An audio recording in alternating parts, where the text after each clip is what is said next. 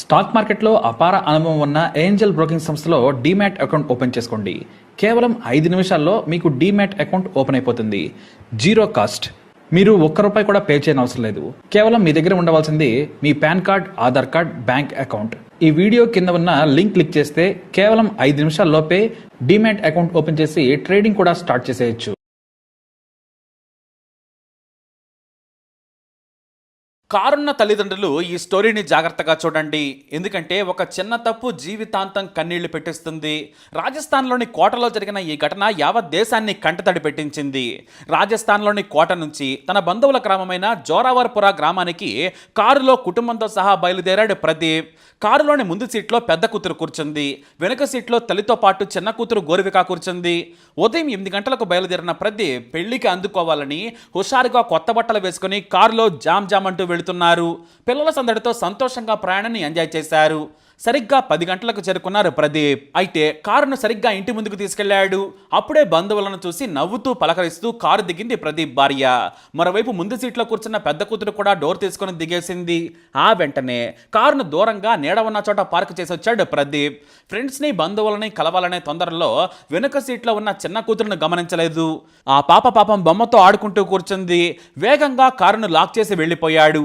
అంటే తన చిన్న కూతురు తండ్రితో వస్తుందని తల్లి భావించింది. తండ్రి ప్రదీప్ ఏమో తన చిన్న కూతురు కూడా తల్లితోనే వెళ్ళిందనుకున్నాడు. ఇద్దరు వెళ్లారు. పెళ్లిలో కలిసిపోయారు. వేరువేరుగా బంధువులతో మాట్లాడుతూ ఉన్నారు. కొంతమంది బ్రేక్ఫాస్ట్కి పిలిచారు. ఇద్దరు తమ స్నేహితులతో కలిసి బ్రేక్ఫాస్ట్ కూడా చేశారు. సమయం ఇక 2 గంటలు దాటింది. ప్రదీప్ దగ్గరకు పెద్ద కూతురు డాడీ అంటూ వచ్చేసింది. చెల్లి ఎక్కడా తీసుకురా అని అడిగాడు ప్రదీప్. చెల్లి మా దగ్గర లేదని చెప్పింది. వెంటనే ప్రదీప్ తన భార్య దగ్గరకు వెళ్ళి గోరివిక ఎక్కడా అన్నాడు. అదేంటి, కారులోనే ఉంది కదా, నీతో వచ్చిందనుకున్నాను అని చెప్పింది భార్య. నీ పక్కన కూర్చుంటే నాతో ఎలా వస్తుంది, కనీసం చెప్పలేదని పరుగున వెళ్ళారు. పాపం ఆ పాప కారులోనే కనిపించింది. చెమటలు పట్టిపోయి ఉంది. పాపం గిలగిల కొట్టుకొని ఉంటుంది ఆ పాప. గాలి ఆడక చిన్నారి అపస్మారక స్థితికి చేరుకుంది అనుకున్నారు. వెంటనే వాయువేగంతో దగ్గరలోని ప్రైవేట్ ఆసుపత్రికి తీసుకెళ్లాడు ప్రదీప్. పాప అప్పటికే చనిపోయిందని డాక్టర్లు చెప్పారు. అంతే, ఆ తల్లిదండ్రులు కుప్పకూలిపోయారు. పెళ్లి సంబరాల్లో పిల్లలను కూడా పట్టించుకోలేనంత నిర్లక్ష్యం ప్రదీప్ది, అతని భార్యది. ముందు పిల్లలను చూసుకోవాలి, వారిని ఒక చేత్తో పట్టుకోవాలి అని కనీస ఇంగిత జ్ఞానం లేకుండా ప్రవర్తించారు. తన పక్కనే కూర్చోబెట్టుకున్న తల్లికి కారులో నుంచి కిందకు దింపాలి అన్న ఆలోచన కూడా లేకుండా పోయింది. కొన్ని ఇళ్లలో అంతే మరి. పిల్లలను పూర్తిగా తండ్రికి వదిలేసి తల్లులు పెత్తనం చేస్తూ ఉంటారు. మరికొన్ని ఇళ్లలో పూర్తిగా తల్లికి అప్పగించేసి తండ్రులు గాలికి తిరుగుతూ ఉంటారు. ఇద్దరు బాధ్యతాయుతంగా ఉంటే ఇలాంటి ఘోరాలు ఎప్పటికీ జరగవు. సంతోషంతో కొత్త బట్టలు వేసుకుని వచ్చిన చిన్నారి గోరివికకు అక్కడే అంత్యక్రియలు ముగించారు. ఆ తర్వాత ఒకే కూతురుతో ఇంటికి వెళ్లారు. ఇది జీవితాంతం వెంటాడే శాపం లాంటిది. కాస్త ఓపికగా బాధ్యతతో పట్టించుకొని ఉంటే బంగారంలా చూసుకునే గోరివిక ఇలా కారులో ప్రాణాలు కోల్పోయేది కాదు. అయితే ముంబైలో కూడా ఇలాంటి దారుణమే జరిగింది. ఖచ్చితంగా పేరెంట్స్ ఈ ఘటన గురించి తెలుసుకోవాలి. ఇలాంటి ఘోరాలు కూడా జరుగుతాయా అని ఆశ్చర్యపోక మానద్దు. ముంబైలోని షియాన్ కులివాడ సిజిఎస్ కాలనీలో ఉంటున్నారు మహమ్మద్ షేక్ దంపతులు. వీరిది ఒకటే గది, ఇద్దరు పిల్లలున్నారు. కొడుకు సాజిద్ మహమ్మద్ షేక్, కూతురు ముస్కాన్ ఉన్నారు. వీరిది స్లమ్ లాంటి ప్రాంతం. కానీ వీరు ఉండే రోడ్డు కాస్త విశాలంగా ఉంటుంది. సాయంత్రం అయితే చాలు అసాంఘిక కార్యకలాపాలకు అడ్డాగా మారుతుంది.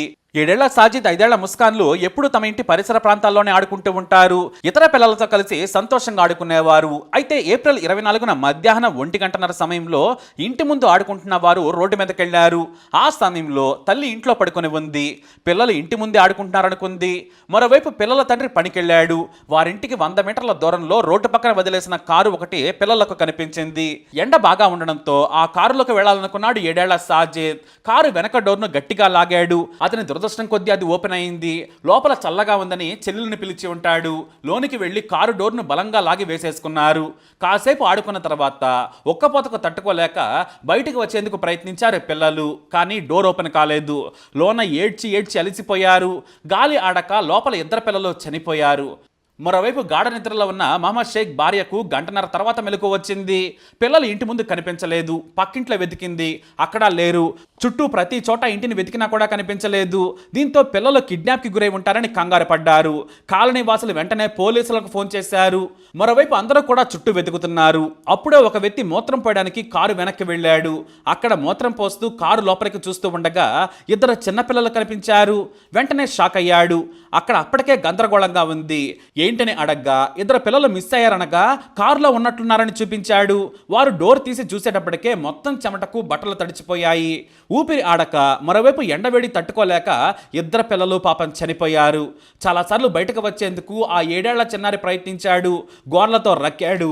4 డోర్లను తీసేందుకు ప్రయత్నించాడు. కానీ డోర్ తీయడం రాలేదు. దీంతో ఇద్దరు ప్రాణాలు కోల్పోయారు.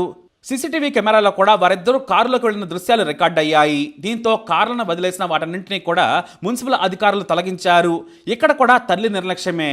ఎంత నిద్రొస్తే మాత్రం పిల్లలను వదిలేసి పడుకోవడం అంత పనికిమాలిన పని మరొకటి ఉండదు. పిల్లలను జాగ్రత్తగా ఇంట్లో ఉంచుకొని పడుకోవాలి. గాలికి వదిలేసి పడుకుంటే ఇదిగో ఇలాగే జరుగుతుంది. పిల్లలే ప్రపంచంగా బ్రతుకుతున్న తండ్రికి తన భార్య నిర్లక్ష్యం వారే లేకుండా చేసింది. ప్రతిరోజు నాన్న సాయంత్రం తినడానికి ఏమైనా తీసుకువస్తాడని ఎదురు చూస్తే ఆ పిల్లలు కనిపించని లోకానికి వెళ్ళిపోయారు. పిల్లలను కనడమే కాదు, వారిని జాగ్రత్తగా చూసుకోవాలి. ఇకనైనా జాగ్రత్తగా ఉంటారని అందరం ఆశిద్దాం, మన బాధ్యతగా నిర్వర్తిద్దాం. మరి ఈ సంఘటనలపై మీ అభిప్రాయాన్ని, అనుభవాన్ని కామెంట్ ద్వారా తెలియజేయండి.